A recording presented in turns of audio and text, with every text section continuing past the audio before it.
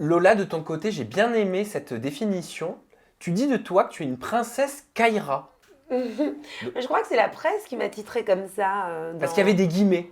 Ah oui, mais je pense que c'est dans King, je crois qu'ils ont dit ça, non? La Oui, là couverture où que tu j'ai posais faite, à où je moitié posais à nu, moitié nue. en trench très ouvert. Oui, J'ai pas voilà. vu ça. Simon, il a pas laissé... Simon, il a pas laissé des commentaires.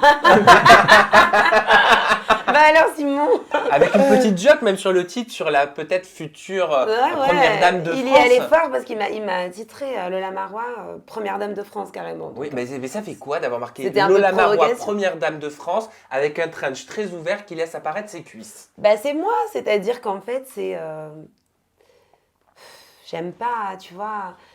J'aime bien aller là où ça dérange. Je suis une anticonformiste. Je suis quelqu'un je suis un peu anti-système aussi, comme mon mari. J'aime bien choquer, j'aime bien déranger, j'aime bien faire des choses là où on m'attend pas.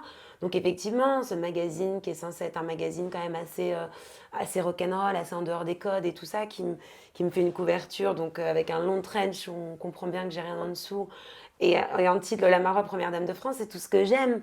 C'est-à-dire que voilà, c'est l'antithèse en image, quoi. Et c'est un peu ce que je suis. Donc ça m'a amusée, bien sûr. Alors je sais pas Sinon, si, je l'aurais pas fait. je sais pas si au moment où on parle si tu es une future ou une future ex-première dame de France, mais Jean-Marie Bigard, ton mari concernant les présidentielles en 2022 a dit, sur conseil de mes proches, donc de ses proches, qu'il décidait de se retirer de l'élection présidentielle de 2022. Tu fais partie de ses proches, j'imagine. Je crois. Pourquoi C'est est-ce que tu ne voulais pas qu'il se présente? C'est pas que je voulais pas. En fait, moi, je lui ai toujours laissé son libre arbitre et de toute façon, c'est un grand garçon. Il fait ce qu'il veut et il m'a pas attendu pour, si tu veux, prendre des décisions. Mais bien sûr que ma parole, elle a un poids et en fait, c'est quelqu'un qui est tellement gentil dans le fond. C'est quelqu'un qui est tellement bon, profondément bon, que le voir partir comme ça au combat, parce que les présidentielles et encore plus être président, c'est un combat. Le voir partir comme ça au combat sans avoir les bonnes munitions, parce qu'il est trop faible, c'est-à-dire il est trop gentil, il a trop de cœur, il est trop pur pour aller se jeter comme ça dans une fosse au lion. Je pense que sa place, elle est sur scène et que ça serait vraiment dommage qu'il change de route. Même si c'était assez fascinant voilà, de vivre quelques mois, on se balade dans la rue, les gens nous disent bonjour monsieur le président et tout ça. Je lui dis mais regarde, t'as même pas besoin de te présenter. Il y a 60% des Français qui te disent bonjour président dans la rue.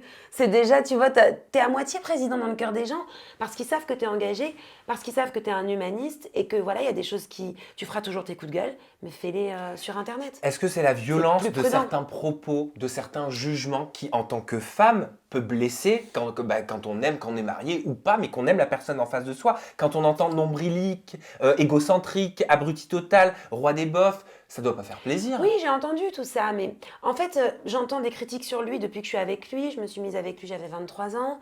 Voilà, depuis, on ne s'est pas quitté, en tout cas peu.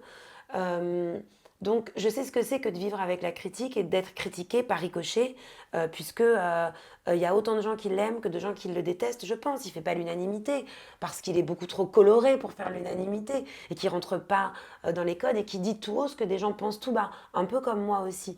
Donc, je vis avec ça depuis, j'allais dire depuis que je suis petite, non, depuis que je suis très jeune, puisque je me suis mise avec lui très jeune. Et donc, ça ne me choque pas plus que ça. Maintenant, ce que j'entends, les rois des beaufs, les machins, bon, le mec qui a dit le roi des beaufs, ce comédien dont j'ai même pas envie de citer le nom. François Cluzet. Oui, bon, ne lui faisons même pas de pub, peu importe. Mais en tout cas, il pense ce qu'il veut. Mais comme a dit mon mari, il insulte aussi beaucoup de Français quand il dit le roi des beaufs. Il y a beaucoup de beaufs alors en France, parce qu'il y a beaucoup de gens qui aiment mon mari, il y a beaucoup de gens qui rient à ses blagues. Donc voilà.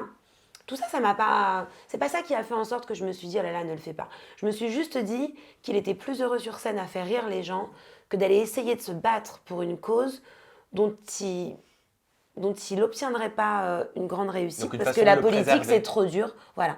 Il peut faire ses coups de gueule, il peut essayer de faire bouger des choses dans son coin s'il a envie, ou via des associations, ou via des mouvements.